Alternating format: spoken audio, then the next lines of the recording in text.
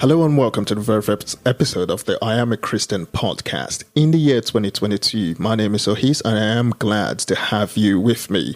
Now, it's always a good thing when you come into a new year. There's lots of excitement, there's a lot of plans, there's a lot we want to achieve. There's a lot we're looking forward to. We're happy to put the old year behind us, all the sorrows, all the victories, all the joys, all the pain. It's gone with the old year. Now, new year, clean slate, everyone starts afresh. And as usual, most of us have plans, goals we're looking to achieve, which is very good. Now, this is very good.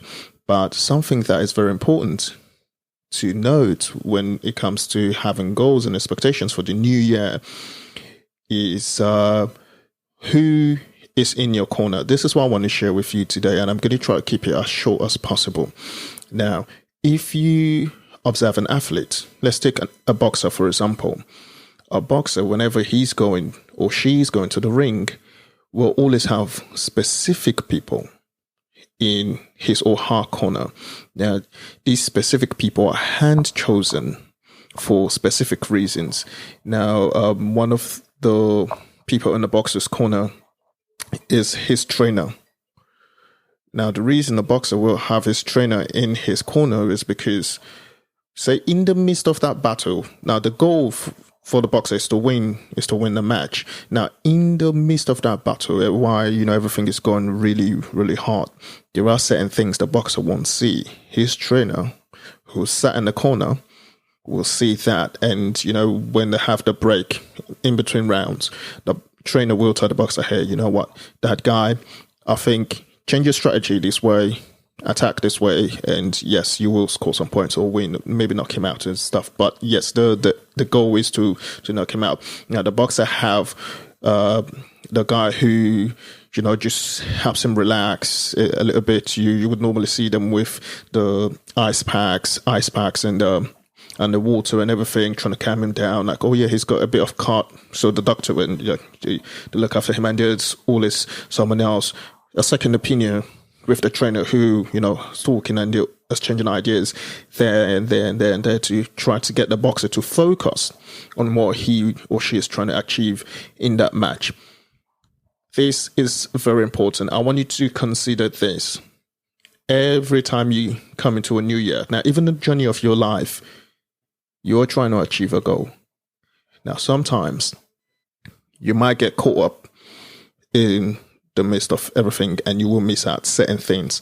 It's very important to have certain people in your corner that would help you achieve these goals, help you to refocus, help you to see things from a different perspective and, attack from that different perspective to achieve these goals. And these people are the people I want to share with you. I want to share with you today. Number one, it's a very obvious choice. God. Hey, brother. Hey, sister. I know you are brilliant. I know you have all the skills. I know you have everything written down. You are a very industrious, conscientious person. You have said to yourself, yes, I know what to do. I know how I'm going to go about it. I have the resource and the resources that I do not have. I know who to talk to. I know how to talk to them and everything. Brilliant. I applaud you for all of that. All of that is very good. But most importantly, if you are serious about not just having success in this new year, but having good success, you need God in your corner. You cannot, believe me, you cannot have good success without God in your corner. So at the very beginning of this year, make this decision to have God in your corner as the very first person, because that changes a lot of things. And a quick example I am going to give to you is the example of Moses. Moses in the book of Exodus chapter 33, verse 15. Can you read it to you real quick from the easy to read version? It says, "In this way the Lord spoke to Moses face to face, like a man speaks with his friend. Then Moses would go back to the camp, but his helper, Joshua, son of Nun, always stayed in the tent. Moses said to the Lord, 'You told me to lead these people, but you did not say who you would send with me. You said to me, I know you very well, and I am pleased with you. If I have really pleased you, then teach me your ways. I want to know you. Then I can continue to please you. Remember that these people are your nation. The Lord answered, I myself will go with you. I will lead you. Pay close attention to verse 15. This is the most important bit that I want you to pay attention to going forward. I mean, this should be your attitudes going forward in the journey. In the journey of your life. Then Moses said to him, Moses said to God, if you don't go with us, then don't make us leave this place. If you don't go with us, then don't make us leave this place. Like, the reply is, God, you know what? If you're not going to be in my corner, there is no way I'm moving forward. There is no way I'm going to go ahead with any of these plans, because, hey, you know what? It just cannot happen without you. I need you. I need you to be in my corner. I need you to be with me. This is the attitude that is very important for all of us to have in this year and in the journey ahead. So God is one person you need to have in your corner if you really want to have good success. Another person you want to have in your corner is a Jethro-like figure. Now, who is Jethro? Jethro was Moses' father-in-law, and he was a Midianite priest. He was also a shepherd. Now, if you remember in the very last episode, I mentioned Jethro briefly, and how after Moses left Egypt, he married one of Jethro's daughter and all of that. Now, in Exodus chapter 18, it is very important to recognize that there are certain people in our lives that are very important, even though we do not see it. But when it comes up, let us learn to pay attention and, humble ourselves and listen. In Exodus chapter 18, from verse 13, I'm just going to read through the passage real quick. Okay, before I read the passage now, Jethro is someone who has godly wisdom, who can provide godly counsel. When I was thinking about the figure of Jethro, I was actually thinking about it from the perspective of, hey, in this year, you're running with God. Now, for some of you, you're already operating in the ministry of, a leadership position, a calling. You have answered the call of God, and you're operating there. But you want to maybe grow, operate in that ministry more effectively. You need a Jethro-like figure in your life, or maybe you are just starting to embrace this call, and you're thinking, okay, how do I go about this? Right from day one, you need a Jethro-like figure in your life. Now, I'm just going to read Exodus chapter 18 from verse 13, so you see what I'm talking about. The next day, Moses had the special job of judging the people. There were so many people that they had to stand before him that day.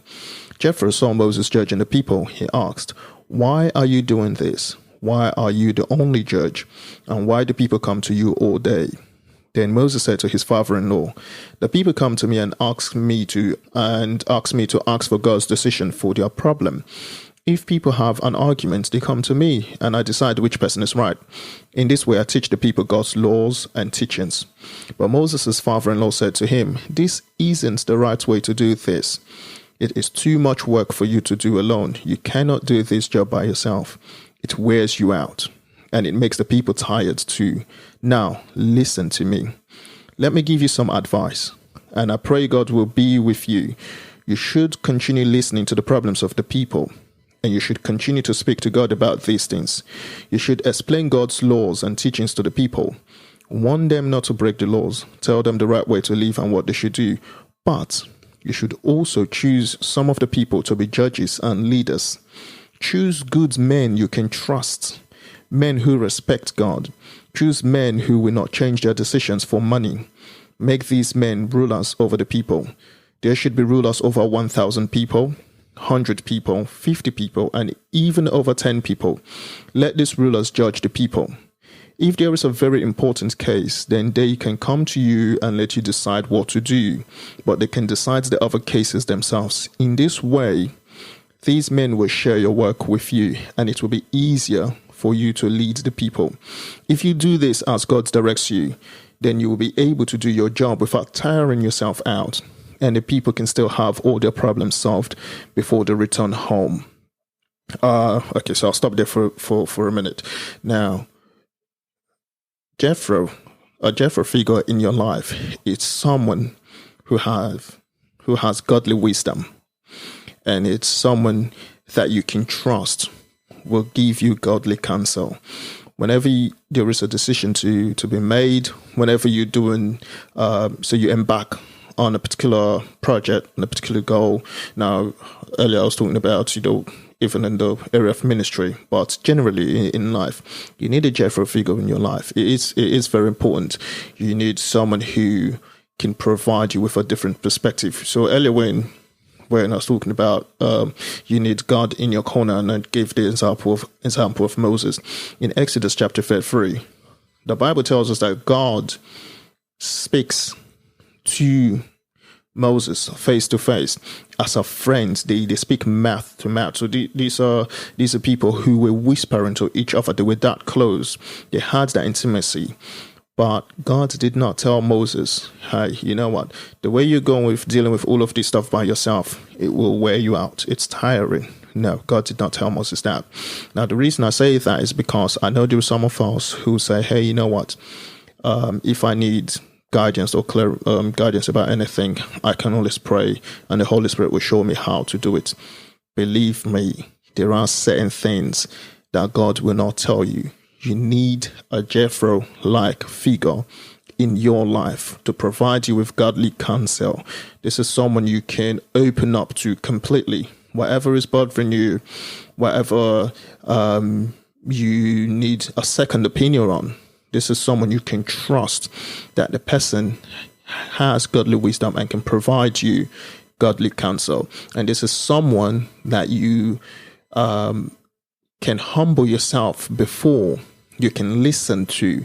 Now, the reason I want to stress this second bit of listening to is because one of the things I have learned in my life is people can advise you, but it does not necessarily mean you take it. Now, whether what they tell you is right or wrong, it's still your prerogative to take it or not. So there are certain people that I have noticed, no matter what they're told, they do what they want to do anyways. And there are certain people that, yes. But the thing is, we all need someone, a Jethro-like figure in our lives that we know we can humble ourselves before and listen to their advice and apply that advice. Now, in verse 24 of that passage, that I was just reading, Exodus chapter 18, the Bible says, so Moses did what Jethro told him. Moses listened and he applied that advice. Moses chose good men from among the Israelites. He made them leaders over the people. They were rulers over 1,000 people, 100 people, 50 people, and 10 people. These rulers were judges for the people. The people could always bring the arguments to these rulers, and Moses had to decide only the most important cases. Now, you have to remember Moses is a human being. Even though, yes, this task is from God, Moses is still a human being. He cannot do everything by himself. If Jethro hadn't advised him, God wouldn't have told Moses. Moses would probably end up, burn out. There are many cases of pastors, sadly, that I've heard in the past about, them just, they died because of fatigue. They were trying to do too much by themselves, and in the end, they just burnt out. It is very important to have a Jethro-like figure in your life to help guide you through these things. Okay, so another group of persons you need in your life are Aaron and Hur. You need God in your corner. You need a Jethro-like figure in your corner. You need Aaron and Hur in your corner. Now, in Exodus chapter 17, from verse 8, now Bible tells us about these two guys and what their ministry were. It says, at Rephidim, the Amalekites came and fought against the Israelites. So Moses said to Joshua, choose some men and go and fight the Amalekites tomorrow. I will stand on the top of the hill and watch you. I will be holding the walking stick God gave me. Joshua obeyed Moses and went to fight the Amalekites the next day. At the same time, Moses, Aaron, and Hur went to the top of the hill. Anytime Moses held his hands in the air, the men of Israel would start winning the fight. But when Moses put his hands down, the men of Israel began to lose the fight. After some time, Moses' arms became tired. So they put a large rock under Moses for him to sit on. Then Aaron and Hur held Moses' hands in the air. Aaron was on one side of Moses and Hur was on the other side. They held his hands up like this until the sun went down. So Joshua and his men defeated the Amalekites in this battle. Who is Aaron and Hur? The Aaron and Hur figure are people who will continually help you focus. Now, there are some times when what you have planned to achieve might become a bit overwhelming. And what then happens is you need someone like Aaron, you need someone like Hur that would motivate you, push you back on track, support you in any way. You need a support network, basically. You need a support network. You need people who can hold you up. You say, hey, you know what you've started is a good thing. We cannot stand by and watch you fail. You need people who will hold your hand up. If we go back a little in this passage, Bible says when Moses had his hands up, the children of Israel were winning. When he put his hands down, the children of Israel began to lose the fight. One of the things about the Bible is the way it says these things in like short sentences. We never really appreciate the big picture. When the Bible says the children of Israel began to lose the fight, you have to think about losing the fight does not mean maybe one person got injured or one person was killed. It could have been thousands and tens of thousands that were killed in that short sentence of they began to lose the fight. And this is because Moses' arms were weak. They just got heavy and tired. Now, one could say, hey, but the children of Israel, they are God's people. Why would they lose when Moses' arms were tired? The thing is, when it comes to spiritual matters, there are no sentiments involved. Spiritual matters don't bend to sentiments. Spiritual matters bend to principles. Now, one of the principle to understand in this particular passage is Moses lifting up his hands. He was surrendering to God as you, O Lord, handle this battle for us. It's very important to know that, hey, when it comes to spiritual matters, no sentiments at all.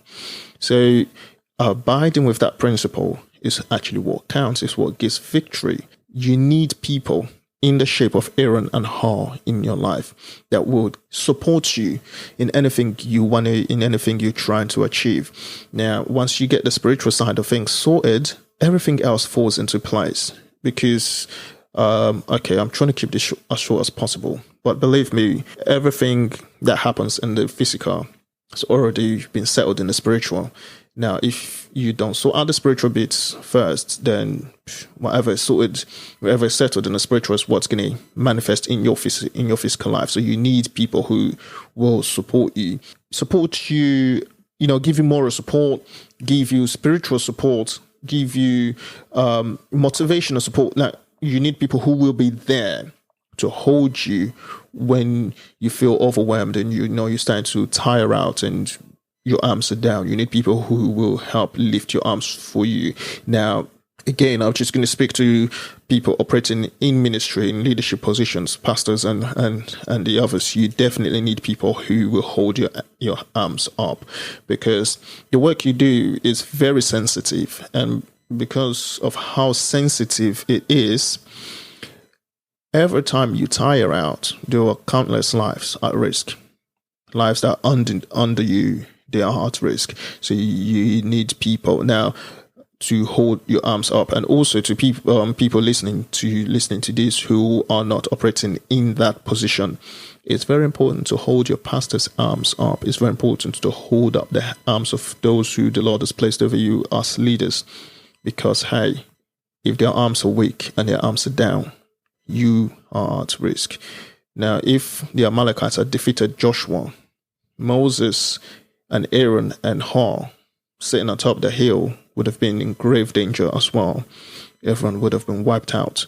So it's very important to hold your leaders' arms up. It's for your own sake. It's for your own good. Okay, so those are the people. Now, I just want to add this last one person. You need a Joshua-like figure in your life. You need a Joshua-like. Now, the Joshua-like figure is someone who is under you, who you are training. Now, if you notice in all the passages I read, Joshua was always mentioned. Joshua was always mentioned because Joshua was a guy who was under Moses. One of the things I learned a long time ago is that the greatest failure of any individual is not reproducing someone after themselves. Now, you might say, hey, you know what? I am the best footballer. I am the best stockbroker. I am the best lawyer and all of that. If you do not reproduce someone, if you do not have someone that you have trained and that person is starting to, go forward with the skill that you have taught them, then believe me, you're pretty much a failure. It's very important to have a Joshua-like figure in your life. Just to round things up now, you need certain people. Now, one of the reasons why you need a Joshua-like figure in your life is because it keeps you focused. It keeps you on your toes as well. Because now you're looking at this person and you're trying to model what it is like to be someone who is trying to achieve a goal. It is very important. Now, even if everybody else does not keep you in check, now your students, your apprentice, your whatever you want to call the person looking up to you will always question, hey, and that will keep you honest and focused on the goal. Now, just to recap, I said there are certain specific people you need in your corner if you are gunning for good success this year. You need God. You need a Jethro-like figure to provide you with godly counsel. You need Aaron and Hur as your support network to hold you up when you feel tired and overwhelmed. And you need a Joshua-like figure. A Joshua-like figure is the person that is coming underneath you, that you're trying to model what it's like to be on the right path. And I pray that, even as we set out in this new year, that you will definitely achieve good success in the name of Jesus. Now, thank you for tuning into the I Am a Christian podcast. This is the very first episode. I hope I have managed to keep it as short as possible and yet communicated the message as it came. Now, thank you very much, and I'll see you in the very next episode. You have been listening to the I Am a Christian podcast. I am Ohis.